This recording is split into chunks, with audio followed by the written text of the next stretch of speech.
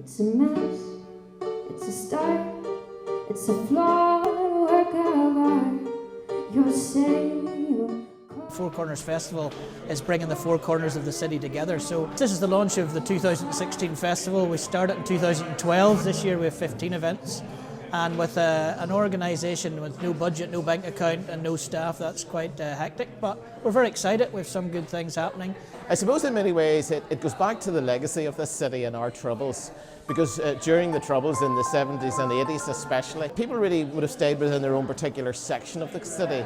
And many of us found ourselves during our peace process, there's so many parts of the city we didn't actually know. So this purposely, intentionally goes out of the way to encourage people to get to know the whole of the city. The main thing was that people don't get out of their sectarian apartheid corners, and though it's not institutionalised here, it's very much part of the geographical context that we don't see each other. And if you don't cross the boundaries into another community, you're not meeting people from another community. And if you're not meeting people from another community, you're not listening to them and you're not changing your own prejudices. So we wanted the church to be a more proactive resource in the city to try and make some of those changes. We have a few events looking at people who are becoming the new Belfast. I suppose that sense of recognising for some of those people, they've come from very difficult, traumatic situations, and we're very conscious that we see Belfast enriched by their presence and their contribution to the city. And I suppose in particular for young people that I'm a great believer that young people are very much our present. Sometimes there are people that say, oh, they're our future, but they really are our present, and it's important we hear their voices.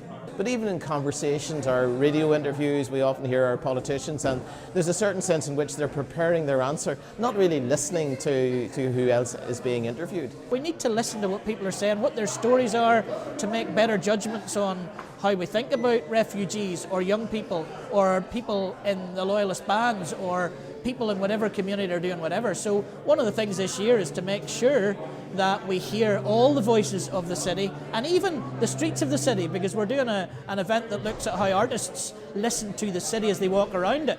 And all of that makes us more aware of our city, more aware of each other, and more aware, hopefully, of a hopeful future. For me, it's contrasting a little bit from what I experienced living in the U.S. I think festivals like this don't tend to exist as regularly, and where they really invite and embrace the entire community. And specifically, that's what I think is the most beautiful part of the Four Corners Festival, is that it truly is an invitation. It's a hope to bring communities together from all across the city and try to engage some people with some different events, and myself being able to help out with some of the arts and some of the music stuff specifically. So on the 6th of February, we are going to be doing a night, it's called Songs of the City, and we're going to do it at the Duncairn Center on the Antrim Road. And there will be somewhere between probably 7 or 8 different singer-songwriters that will be all sharing a song, one of their original songs, as well as a song specifically about the city of Belfast. Being a musician myself, the arts specifically are something that I always want to continue to not only engage, but continue to press into and figure out ways that we can continue to engage the arts community at large and use the arts as a way to draw people in. We would make sure that we try to cover as much of the city as we possibly can, literally north, south, east and west, and we'll also have some events in the centre of the city as well. And it really is that idea to try and encourage people to move right across the city. And one of the very encouraging things for us is that there will be people who will actually literally go to events in all four corners of the city, and that for us would be really important. For me personally, I genuinely feel like these are just great opportunities for people to come together, specifically maybe people that don't get to spend a lot of time together, also in venues or parts of the city that maybe they don't normally go to.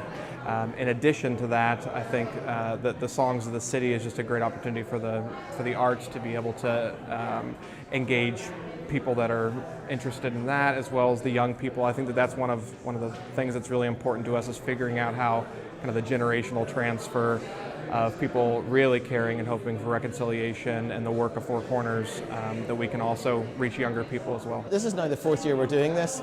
We haven't actually got any funding at this particular stage.